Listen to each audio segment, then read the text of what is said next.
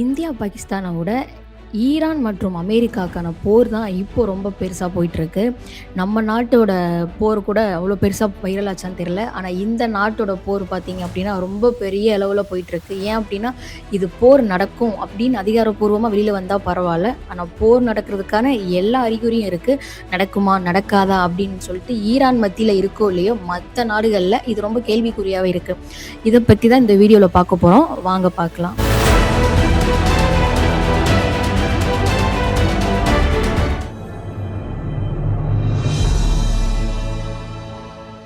Tamil media நேயர்களுக்கு வணக்கம். So இப்போ வைரலா போயிட்டு இருக்கக்கூடிய அமெரிக்கா மற்றும் ஈரான் போர் நடக்குமா? நடக்காதா? அதை பத்தி தான் பார்க்க போறோம்.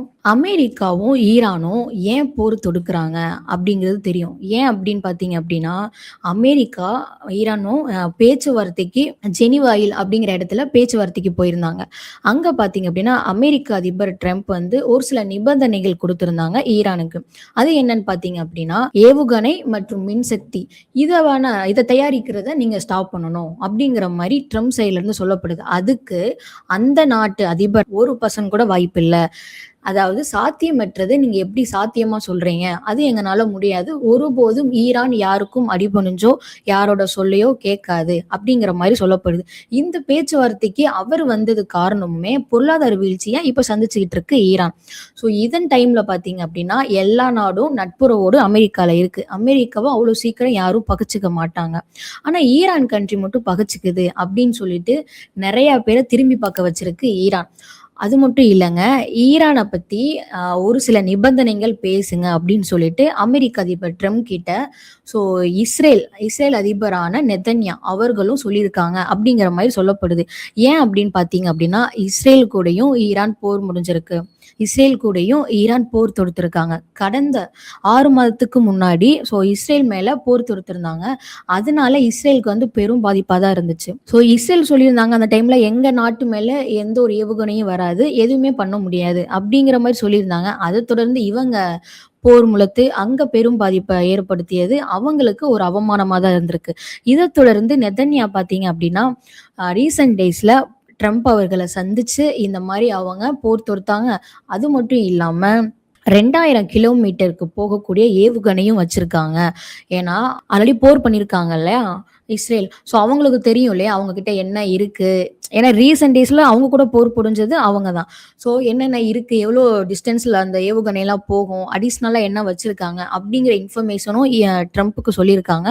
500 கிலோமீட்டர் போற அளவுக்கு ஏவுகணையை வைங்க. அந்த பாலிஸ்டிக் அப்படிங்கிற ஏவுகணையை வைங்க அப்படிங்கிற மாதிரி நெத்தன்யா சொல்லியிருக்காரு. அது இல்லாம கடந்த ஆண்டு ஜூன் மாதம் பார்த்தீங்க அப்படின்னா, ட்ரம்ப் அவர்கள் திடீர்னு போர் முழக்கத்தை ஏற்படுத்தாரு ஈரான் மேல. அந்த டைம்ல பாத்தீங்க அப்படின்னா, ஈரானோட அணுசக்தி நிலையம் அங்கதான் பாத்தீங்கன்னா போர் தொடுத்திருந்தாரு. இப்போ பாத்தீங்க அப்படின்னா அந்த இடத்துல பெரும் படைய அங்க நிறுத்தியிருக்காரு ஈரான் அதிபர் கொம்பேனி. அதாவது அமெரிக்கா வந்து ஈரான் மேல போர் தொடுக்குமோ இல்லையோ, ஆனா இஸ்ரேல் வந்து ஈரானை ஒழிச்சு கட்டுறதுக்கு ரெடியா இருக்குங்க. அந்த அவமானத்தை போக்குறதுக்கு அதுக்கு இது ஒரு வாய்ப்பா பயன்படுத்திக்கிறாங்க. ஆனா உங்களுக்கு தெரியுமா, ஒரு காலத்துல இஸ்ரேல வந்து ஒரு தனிப்பட்ட நாடா அறிவிச்சது 2வது கண்ட்ரி பாத்தீங்கன்னா ஈரான் தான். அது மட்டும் இல்லாம அமெரிக்காவும் ஈரானும் பாத்தீங்க அப்படின்னா ஒரு நல்ல நட்புறவோட தான் இருந்திருக்காங்க. 1979 வரையுமே நட்புறவோட தான் இருந்திருக்காங்க. இவங்க மக்களாட்சி புரிஞ்சிருக்காங்க, அவங்க மன்னராட்சி புரிஞ்சிருக்காங்க. யாரு மன்னராட்சி புரிஞ்சது? ஈரான் தான். மக்களாட்சி ஆரம்பத்துல இருந்தே பிரிட்டிஷ் கிட்ட இருந்து வெளியே சுதந்திரத்தை வாங்கிட்டு சுதந்திரமா இருந்த நாடு தான் அமெரிக்கா. இந்த 2 நாடும் நல்ல ஒரு நட்புறவுல தான் இருந்திருக்கு. அப்போ இருக்கிறப்போ 1979ல பாத்தீங்கன்னா இமானு கொம்பேனி அப்படிங்கிறவரு ஆட்சிக்கு வந்ததுக்கு அப்புறம் தான் ஈரானுக்கும் அமெரிக்காவுக்கான பகை ரொம்ப பெருசா வந்திருக்கு. அதை தொடர்ந்து அவருக்கு அப்புறம் கொஞ்சம் ஓகேவா நட்புறவோட இருப்பாங்க அப்படின்னு இருந்துச்சு. ஆனா அதுதான் இல்ல. இவருமே பாத்தீங்க அவருக்கு முன்னாடி இருந்த அதிபரை தான் ஃபாலோ பண்ணியிருக்காரு. இவர் ஆல்மோஸ்ட் ஒரு 40 இயர்ஸ் ஆட்சியில புரிஞ்சிட்டு இருக்காங்க. நம்ம நாட்டுல இருக்கட்டும், அதர் கண்ட்ரிஸா இருக்கட்டும், ஆட்சிக்கு பாத்தீங்க அப்படின்னா நிறைய பேர் நிப்பாங்க. ஆனா இந்த நாட்டுல ஈரான்ல மட்டும் பாத்தீங்கன்னா இவர் மட்டும்தான் இருப்பாராம். இவர் சொல்றதா அங்க எல்லாரும் கேட்பாங்களாம். அமெரிக்க அதிபருக்கு பாத்தீங்கன்னா அவங்க நாட்டுக்குள்ளேயே அவருக்கு அகைன்ஸ்டா பேசுறவங்களும் இருப்பாங்க, அவருக்கு சப்போர்ட் பண்ணி பேசுறவங்களும் இருப்பாங்க. அண்ட் அமெரிக்க அதிபர் பாத்தீங்க அப்படின்னா டே டு டே ஒவ்வொரு நாளும் ஒவ்வொரு திட்டத்தை கொடுப்பாரு. அதுக்கு பிடிச்சவங்களும் இருக்காங்க, அதுக்கு எதிர்மறைவா இருக்கிறவங்களும் அவங்க நாட்டுக்குள்ளே இருக்காங்க. ஆனா இந்த நாட்டிலோட பார்த்தீங்க அப்படின்னா, இவர் என்ன சொல்றாரோ, இவர் வைக்கிறது தான் சட்டம் அப்படிங்கிற மாரி தான் இருக்கும். இவரு கீழ ஒரு 10 பேர், 20 பேர் முக்கிய பதவியில இருக்கிறவங்க சொன்னாலுமே, அத இவர் ஏத்துக்க மாட்டாராம். இவருக்கு எது சரின்னு தோணுதோ அததான் பண்ணுவாரு அப்படிங்கிற மாரி சொல்லப்படுது. ஆனா பொருளாதார வீழ்ச்சியில தான் இப்போ கரண்ட் சிட்யூவேஷன்ல ஈரான் இருக்கு. இந்த டைம்ல தான் சரி ஓகே பேச்சுவார்த்தைக்கு போய் பேசுவோம் அப்படின்னு சொல்லிட்டு தான் அவர் பேச்சுவார்த்தைக்கு போயிருக்காரு. ஆனா அமெரிக்கா இந்த நிபந்தனைய சொல்லவட்டியும் அதுக்கு ஈரான் ஒத்துக்கவே இல்ல. ஆனா ஈரான் பக்கம் பார்த்தீங்க அப்படின்னா 1% கூட அவங்க பயப்படவே இல்லங்க. ஏன்னா கடந்த ஆண்டு ஜூன் மாசமும் ட்ரம்ப் அவர்கள் இப்படிதான் திடீர்னு எந்த ஒரு அறிவிப்பும் கொடுக்காம திடீர்னு போர் நடந்துச்சு ஈரான் மேல. ஆனா, அந்த ஈரான் இருக்கிற அந்த மெயின் பகுதியான அணுசக்தி இடத்துல தான் அமெரிக்கா தாக்குச்சு. அதனால இப்போ பார்த்தீங்க அப்படின்னா, ஈரான் எல்லாத்துக்கும் ரெடியா தான் இருக்காங்க. அது மட்டும் இல்லாம மறைமுகமா ஒரு சில கண்ட்ரி கூட நட்புறவு பேசுறதாவும் சுத்து வட்டாரத்துல சொல்லப்படுது. அது மட்டும் இல்லாம, அணுசக்தி அந்த இடத்துல பார்த்தீங்க அப்படின்னா, ஈரான் இப்போ பெரும் படைகள நிறுத்தி வச்சிருக்கு அப்படிங்கிற மாரி அரசு வட்டாரத்துல சொல்லப்படுது. அண்ட் அமெரிக்கா பார்த்தீங்க அப்படின்னா 2003ல ஈரான் போர் முழக்கத்துக்கு அப்புறம், ஸோ இப்போ இவங்களுமே படைபலம் ஆதிக்கமா தான் இருக்கு அப்படிங்கிற மாரி சொல்லப்படுது அமெரிக்கா சைட்ல இருந்து. ஆனா அது மட்டும் இல்லாம, ஏன் இவ்ளோ போரே இன்னும் அறிவிக்கல, ஏன் போர்ன்னு சொல்றீங்கன்னு நெனைக்காதீங்க. ஏன் அப்படின்னா, அமெரிக்க அதிபர் என்ன பண்ணியிருக்காரு அப்படின்னா, அவரு ஒரு சில விஷயத்த ரகசியமாவே பண்ணிட்டு இருக்காருங்க. அது என்னன்னு பார்த்தீங்க அப்படின்னா, திடீர்னு பார்த்தீங்க அப்படின்னா, யுஎஸ்எஸ் ஜெரால்ட் ஆர் ஃபோல்ட் அதுவும் F-22, F-35 அப்படிங்கிற போர் விமானங்களும் அங்க ரெடியா மத்திய கிழக்குல இருக்கு அப்படிங்கிற மாரி சொல்லப்படுதுங்க. இது வந்து இந்த யுஎஸ்எஸ் ஜெரால்ட் ஆர் ஃபோர்ட் வந்து பார்த்தீங்க அப்படின்னா, உலகளாவிய பெரிய ஒரு கப்பல் தளமா இது வந்து எப்படின்னு பார்த்தீங்கன்னா, கப்பல், விமானம், போர் விமானங்கள், போர் கப்பல்கள் இருக்கு இல்லையா? அதெல்லாம் தாங்கி நிக்கிற ஒரு இதுதான். ஒரு தளம் தான் அது. அது மட்டும் இல்லங்க. யுஎஸ்எஸ் ஆப்ரஹாம் லிங்கன் அது உட்பட 13 கப்பலையும் அவங்க ரெடியா வச்சிருக்காங்களாம்.